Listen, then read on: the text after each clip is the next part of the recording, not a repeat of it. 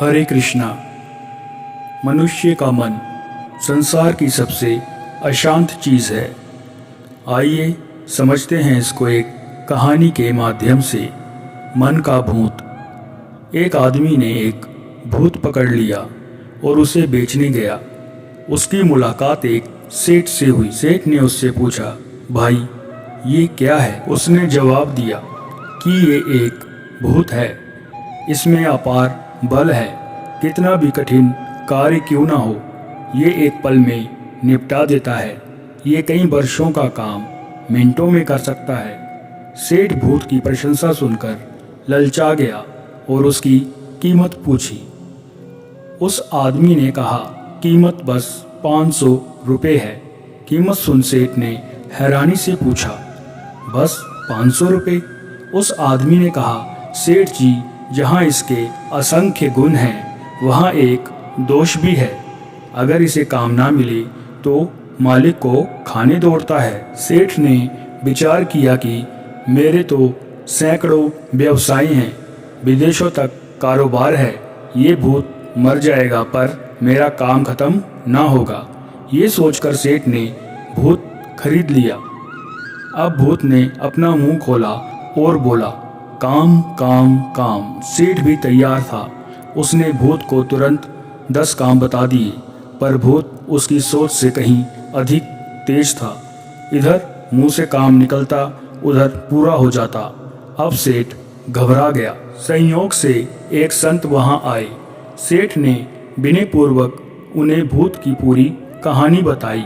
संत ने हंसकर कहा, अब जरा भी चिंता मत करो। एक काम करो, उस भूत से कहो कि एक लंबा बांस लाकर आपके आंगन में गाड़ दे।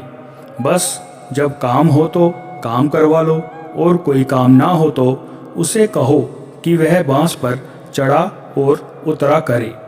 तब आपके काम भी हो जाएंगे और आपको कोई परेशानी भी ना रहेगी। सेठ ने ऐसा ही किया और सुख से रहने लगा। क्या आप समझे? वह भूत कौन है? ये मन ही वह भूत है जो हमारे अंदर है। ये सदा कुछ ना कुछ करता रहता है। एक पल भी खाली बिठाना चाहो तो खाने को दौड़ता है।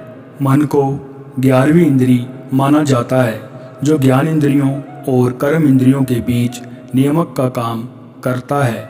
ये इंद्रियों और मन हमारे ज्ञान और कर्म के साधन मात्र ना होकर इस संसार को भोगने के भी साधन हैं।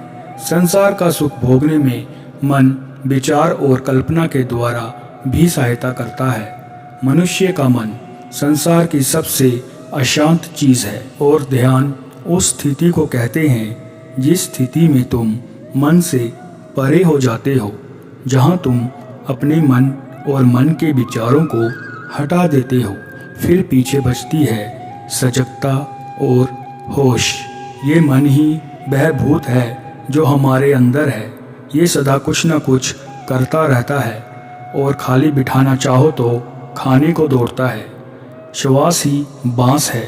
श्वास पर भजन सिमरन का अभ्यास ही बांस पर चढ़ना उतरना है। हम सबको ऐसा ही करना चाहिए।